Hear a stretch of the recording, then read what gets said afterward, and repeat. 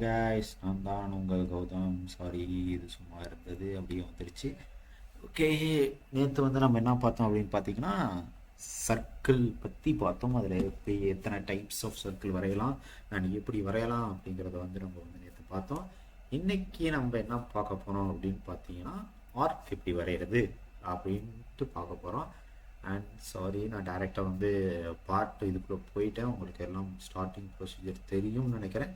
இருந்தாலும் நான் வந்து இன்னொரு தடவை சொல்கிறேன். ஃபார் எக்ஸாம்பிள், ஆல்ரெடி ஒரு இதுக்குள்ளே இருக்கீங்க, இன்னொரு உங்களுக்கு தனி ஒரு இது வேணும் அப்படிங்கும் போது என்ன பண்ணால், go for file and click new, develop your parts solid, use some random names or the name, உங்களுக்கு என்ன தேவையோ அது கொடுங்க, அது உங்கள் விருப்பம்.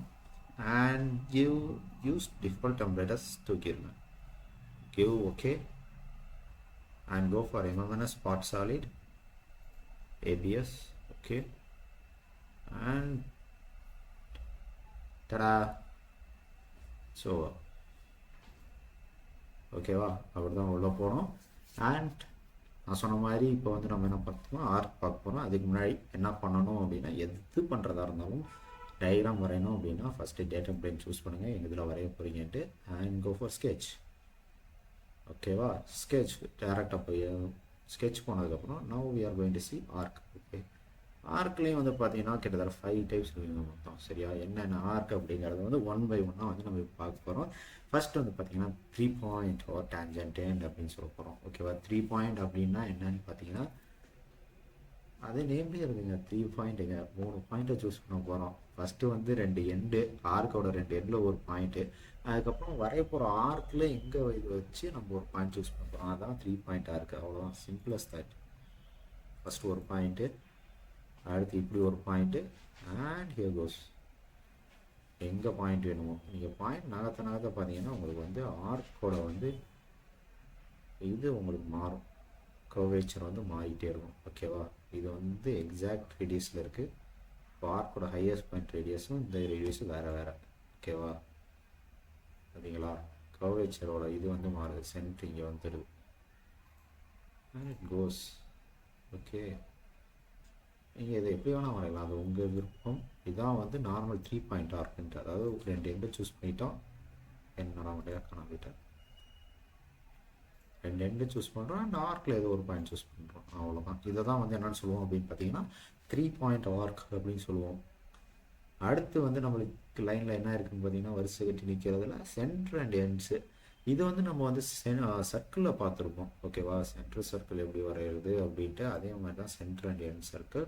ஃபஸ்ட்டு சென்டர் பாயிண்ட் நம்ம சூஸ் பண்ணுறோம், அண்ட் இட் கோஸ் ஒரு 10 பாயிண்ட்.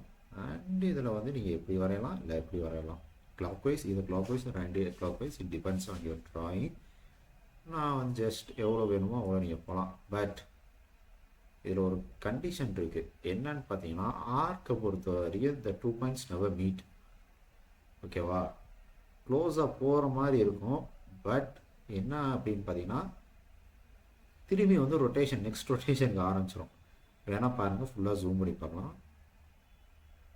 எவ்வளோ தூரம் தான் ராசா போகிறான் அப்படின்ட்டு.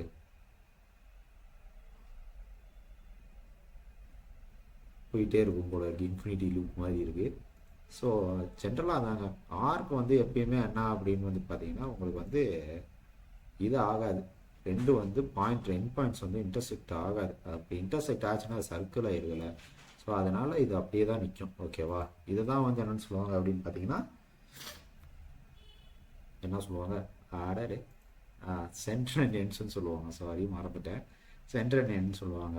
ஓகேவா, அடுத்து வந்து பார்த்தீங்கன்னா டேஞ்சன்ட் ஆர்க். ஓகேவா, டேஞ்சன்ட், இந்த டேஞ்சன்ட் கண்டிஷன் வந்துச்சுனாவே நீங்கள் வந்து என்னன்னா யோசிக்கவே வேணாம், என்டிட்டிஸ் வந்து கன்ஃபார்ம் இருக்குன்னா அது டேக்ஸ் அட் சிங்கிள் பாயிண்ட். அதாவது ஒவ்வொரு என்டிட்டிலையும் ஒவ்வொரு பாயிண்ட் அதை வந்து டச் ஆகும், மீதி இடத்துலலாம் டச் ஆகாது. ஓகேவா, ஃபர்ஸ்ட் பார்த்தீங்கன்னா 3 டேஞ்சன்ட், நம்மகிட்ட 3 டேஞ்சன்ட் இருக்கான்னு தெரியல, பார்க்கலாம். 1 2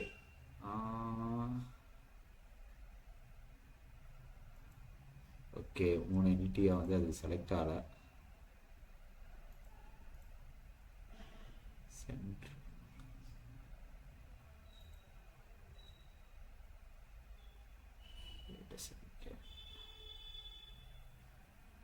ஓகே, லெட்ஸ் கோ ஃபார் ஒரு லைன் வரைஞ்சிக்கலாம். அப்படி இப்போ நம்ம ஆர்க் தலைவர் வந்து வரைய உட்காரான்னு பார்க்கலாம். Yeah, success. பார்த்தீங்களா, அதாவது 3 entities கன்ஃபார்ம் இருக்கணும். சர்க்கிள் மாதிரி இருந்தாங்க. இதுக்கும் வந்து 3 entities இருந்தால் மட்டுமே வந்து உங்களுக்கு வந்து என்னென்னா டேஞ்சன்ட் ஆர்க் வந்து உங்களால் வரைய முடியும். இல்லை அப்படின்னா உங்களால் டேஞ்சன்ட் ஆர்க் வரைய முடியாது. ஓகேவா? Conditions R met. நவ் அடுத்து ஆர்க்கில் வருஷத்துக்கு அடுத்து நிற்கிறது நம்ம கான்சென்ட்ரிக்னா என்ன? ஆஸ் யூஸ்வல் கான்சென்ட்ரிக் சர்க்கிளில் எப்படியோ அதே மாதிரி தான். It has the same centre point. ஓகேவா? அதை தான் வந்து கான்சென்ட்ரிக் சொல்லுவாங்க. ஃபஸ்ட்டு சாரி, எந்த ஆர்க்கும் இல்லாத காரணத்தினால் நம்மளே ஒரு ஆர்க்கை போடுவோம். ஓகே, ஓகேவா? Now let's go for concentric.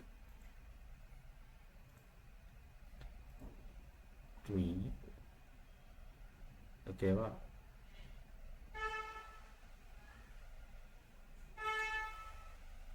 இதுதான் கான்சென்ட்ரிக். அஸ் யூஸ்வல் நீங்கள் பாயிண்ட் சூஸ் பண்ணுறதை பொறுத்து தான் இருக்குது. அதாவது செகண்ட் பாயிண்ட் வந்து நீங்கள் தான் சூஸ் பண்ணணும். சூஸ் பண்ணிங்கன்னா தான் உங்களுக்கு இதுவாக ஆகும். ஸோ சென்டர்லேயே இப்படி சூஸ் பண்ணிங்கன்னா either this side half or this side இப்படி தான் போக முடியுமே தவிர உங்களுக்கு வந்து இதாக ஆகாது. ஃபுல் கவேச்சர் மாதிரி இந்த இது மாதிரி வராது. ஓகேவா? பார்த்தீங்களா, அதில் இந்த கேமில் வருமே அதே மாதிரி இருக்குது. பால் வச்சு பிங்க் பால் வச்சு விளையாடுவாங்களே அந்த அதே மாதிரி இருக்குது. நல்லா தாங்க இருக்குது இது கூட. ஸோ டைம் வேஸ்ட் பண்ணால் அடுத்தது போகலாம். அடுத்தது வந்து பார்த்திங்கன்னா கோனிக்கு தான் கொஞ்சம் ஃபன்னாக இருக்கும் பார்க்கும்போது.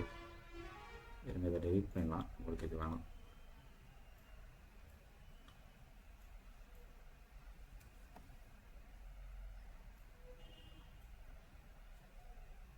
கோனிக் வந்து பார்த்திங்கன்னா கிட்டத்தட்ட எலிப்ஸ் ஷேப்பில் தான் இருக்கும். பாதி எலிப்ஸ் அப்படிங்கிற மாதிரி சொல்லலாம். கோனிக்கில் வந்து வரைஞ்சா உங்களுக்கே புரியும். as usual 2 பாயிண்ட்ஸ் யூஸ் பண்ணுறேன். பார்த்திங்கன்னா இதுதான் கோனிக்.